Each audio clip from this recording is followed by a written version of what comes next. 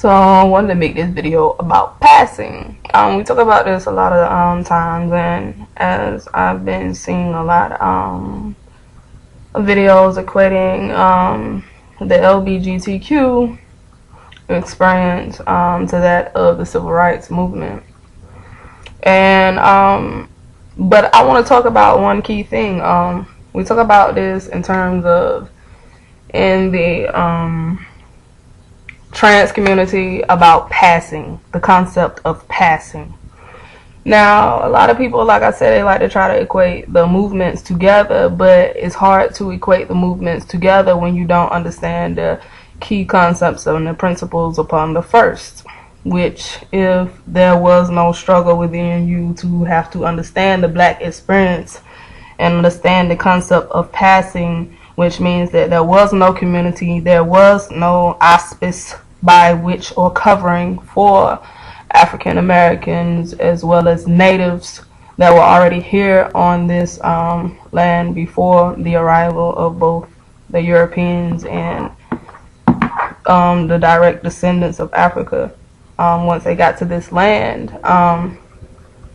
there was no covering per se that was already intact during that particular point after the civil after the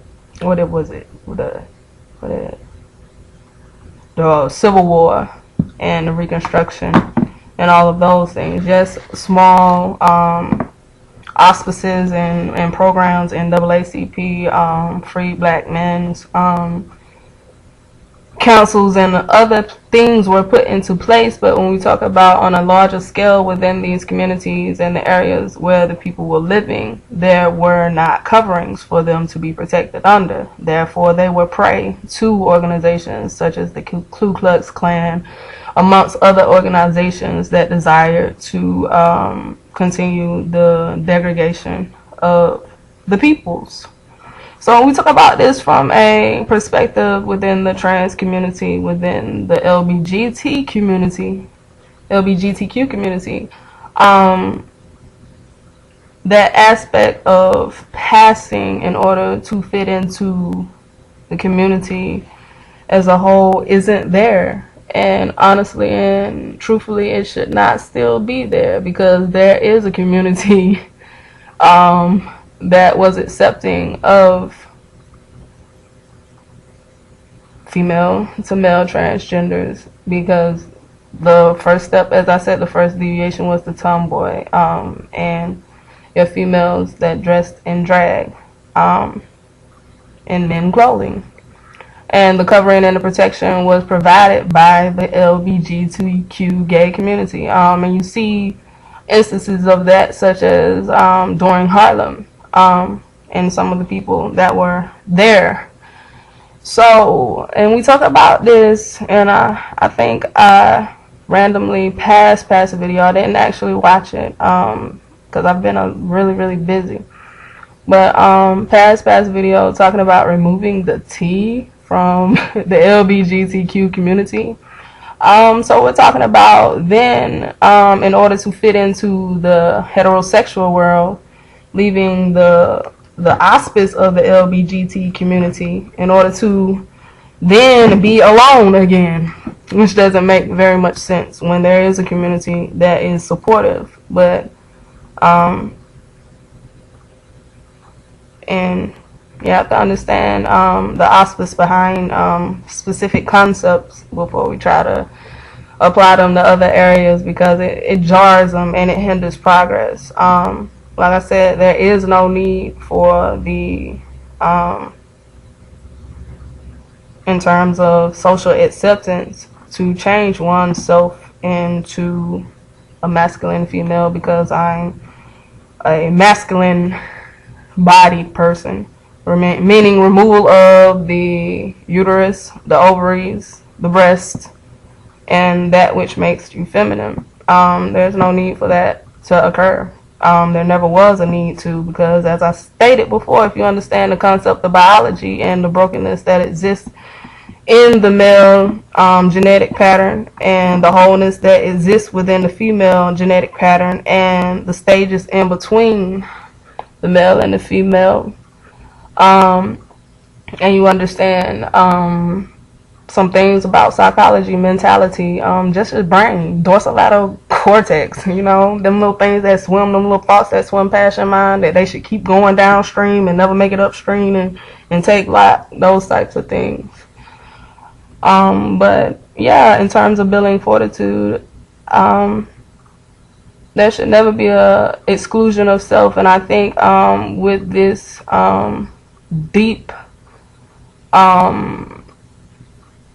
effort to fit into a heterosexual society, which I've noticed from the videos, it's nothing that I'm stating, that you can't click and find your own self. A great majority of our female to males, once they become the thing that they desire to be, lose their focus on femininity. They turn their backs completely on the essence of femininity and begin to degrade it. And not only that, but also there's this thing now where I'm walking around, and where I never had this problem before, I'm all of a sudden getting it, where I have straight men trying to talk to me because of female to male transgenders, once they make the transition, becoming heterosexual in some kind of way. So again, this is confusion that has been brought before us to contradict ourselves in terms of living and progress. But in order to make that progress, there's some basic things that you have to understand. And the whole first thing is that the concept of passing only existed because there was no protective covering for black people during the time of the civil rights. And now that there is protection, like there's more protection for trans people in general, people who are transitioning to evade society and to confuse society on a permanent basis, than there is for gays and lesbians. So that is something else you should think about in terms of understanding that there's no true, real need to change and deviate in that aspect. Because if the goal ultimately was to change to fit into a heterosexual society, then goal accomplished. But if the goal was to be beyond the gender concepts, so that women would be equally recognized within society, the beauty of femininity would be grasped and embraced by males, by teaching them how to understand and comprehend comprehend femininity, and teaching them how to understand the beauty of a woman and the beauty of where we all come from, and that is femininity and the womb. So yeah, I think along the way some of us got a little bit sidetracked and misguided, but it's okay. Like I said, it's people out there, you know, who are willing to take a little bit of time out to talk about these issues from a different perspective, hoping maybe that instead of further deviation and separation, that we come back together in order to be a powerful force by which we make effective changes for everyone, not just some. Alright, that was a little blab from me, but yeah, that's all I had to say. I just want to talk about it from a different perspective. Like I said before, I have a lot of knowledge that comes to me, both from words that were passed from me, stuff that people tell me, as well as listening to others. And I think it's very important that, you know, everyone knows, even with female to male transgenders. Like I said before, I understand. I was the person that was placed into a mental hospital, told that I had gender dysphoria, when I had no dysphoria about who I was. It was the world around me that had fear about my body and my presentation within its society. And that was okay, because I had gay folks within the gay community that accepted me, so it wasn't that much of a problem.